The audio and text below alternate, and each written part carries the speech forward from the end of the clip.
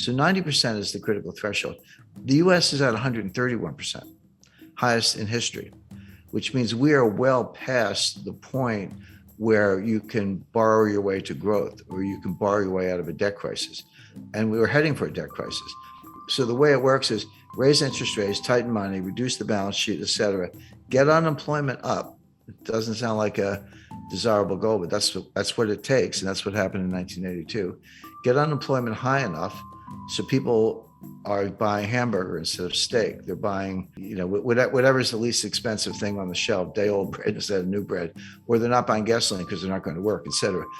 That will bring prices down, but at a very high cost, which we just talked about, which is high unemployment and lower productivity. Meanwhile, the U.S. debt keeps going up. We haven't really talked about the debt. That part of it looks like 1981. But if you throw in a global financial crisis, then it starts to look more like 2008. Yeah, well, that's like a glacier. Glaciers are extremely powerful, but they move extremely slowly. There's some exceptions, but they kind of like, an inch a year, a couple inches a year, but they move mountains. I mean, they create rivers, they create canyons, they move mountains. They're extremely powerful, but slow.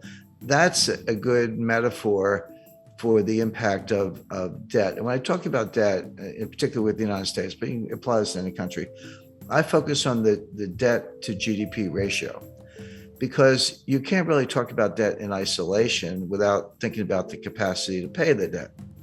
And a simple example, if you have a $50,000 balance on your credit card and you're making $30,000 a year and trying to pay rent in New York, et cetera, good luck. You're probably going to go bankrupt or at least default on that card. But if you owe $50,000 on your credit card, but you're making $5 million a year, it's, you just write a check. It's no big deal. My point is, you can't look at a $50,000 debt and decide if it's a problem or not unless you compare it to the income. And if it's too low, it's a problem. And if the income's high, not a problem. So that's why you use the debt to GDP ratio. The US just hit $31 trillion in national debt. That is national debt, almost all of it in the form of US Treasury securities. Not all of it, there are other obligations, but mostly US Treasury securities. Well, is that a problem or not? Well, one way to answer the question is compare it to GDP, do the ratio. The answer is that ratio is now a little over 130%. What was it in 1980 when Ronald Reagan was elected? The answer is 30%. 30% is completely comfortable. That's like the person with the $50,000 debt who's making millions. No big deal. 30% is comfortable. 50%, yeah, getting up there. Angela Merkel and all her years in Germany, and there's a lot of research to back this up, says that 60% was the limit. And that's what the Maastricht Treaty that created the European Union and the European Central Bank, that was their goal. They said, don't go over 60%. If you do, you're expected to take measures, raise taxes or reduce debt or reduce spending, do something to get that back down under 60%. If you say, what's the critical threshold where, water turns to steam, or, water turns to ice, or something changes in such a way that it's not the same. It's radically different, but it happens very quickly. The best research says the answer is 90%. And this comes out of, Ken Rogoff at Harvard, also Carmen Reinhart, who's now the chief economist at the World Bank. But they've looked at hundreds of cases over hundreds of years. And I like that because it's not just, kind of cherry picking data. Developed economies, developing economies, economies that issue debt in their own currencies, ones that issue debt in other currencies, principally US dollars, et cetera. So, a wide variety of case studies. And they show that when your debt to GDP ratio goes over 90%, your multiplier of additional debt goes below 1. So just to put that in context, at 30%, if I borrow $1 and spend $1, I might get $1.30 of growth. Assuming you spend it wisely, that's a big condition. But you borrow $1 and spend $1 and get $1.30 of growth. Okay, the debt was productive if you put it to good use. But that $1.30 gets smaller and smaller. As you get closer to 90%, it goes to $1.20, $1.10, $1.05. Past 90%, roughly, You borrow a dollar and you spend a dollar and you only get 95 cents of growth. You don't get your dollar back in terms of GDP. And then 90% and 85%, et cetera. So 90% is the critical threshold. The US is at 131%, highest in history, which means we are well past the point where you can borrow your way to growth or you can borrow your way out of a debt crisis. And we were heading for a debt crisis.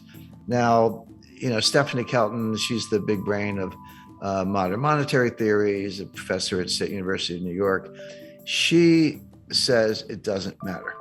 That they always point to Japan. Japan is at 280%, way past any member of the peer group.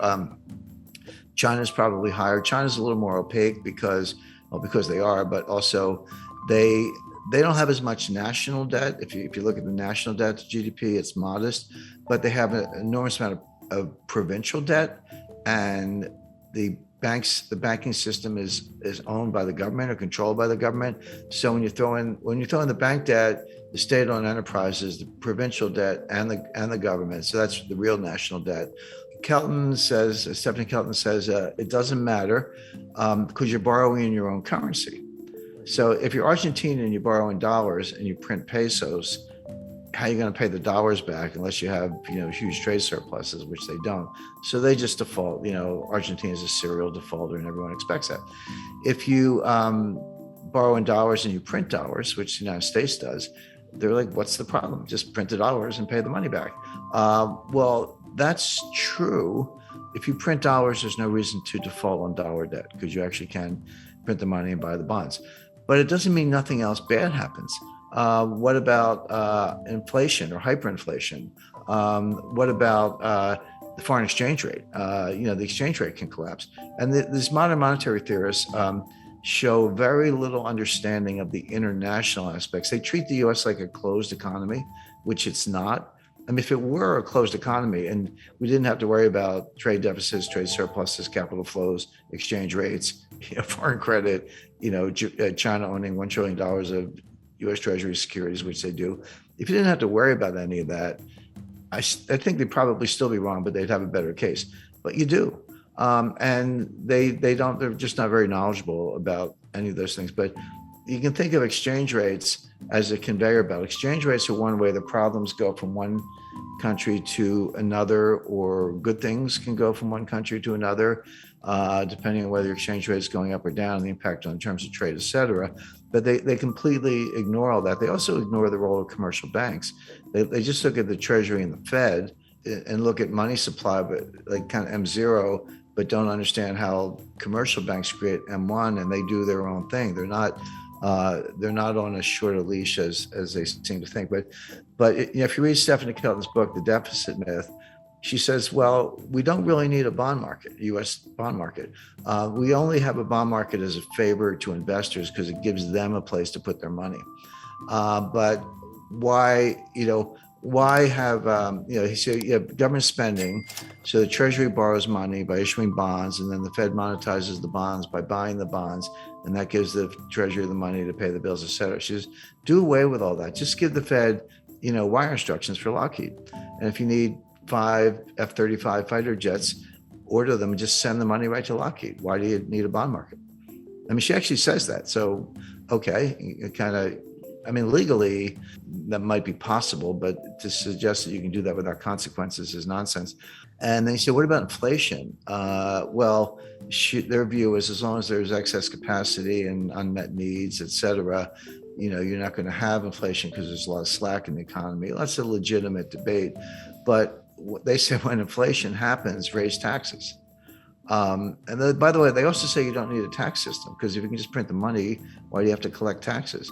And their answer is, we collect taxes to redistribute income. Okay, well, at least they're honest. I mean, that's kind of socialist model, but they're honest about it. But it's important to bear in mind that Stephanie was the principal economic advisor to Bernie Sanders in 2016 and 2020. And Bernie Sanders today is the chairman of the Senate Budget Committee, controls the purse strings. So coming out of Congress, and Biden's kind of a cipher. He's barely aware of his own existence. So Sanders is in a powerful position, and she's she's the Bernie whisperer, so to speak, who's behind all this. So if you ask the typical member of Congress, can you define modern monetary theory? They'll look at you funny. They've either never heard of it or they certainly don't know what it means, MMT, But they're acting in accordance with modern monetary theory. Whether they know it or not doesn't matter. The actual behavior of the Congress, and again, just go back to COVID 2020, because we talked about the debt to GDP ratio. So in around May or June 2020, Trump put through a $2 trillion COVID relief package, and that was when the Paycheck Protection Plan, that was $800 billion, and everyone got the $1,200 check, et cetera, et cetera. And then at the end of December, at the very end of the Trump administration, they did another $1 trillion, almost. And that's when everyone got the $600 checks. And now you're up to $1,800. By the way, those checks, that is helicopter money.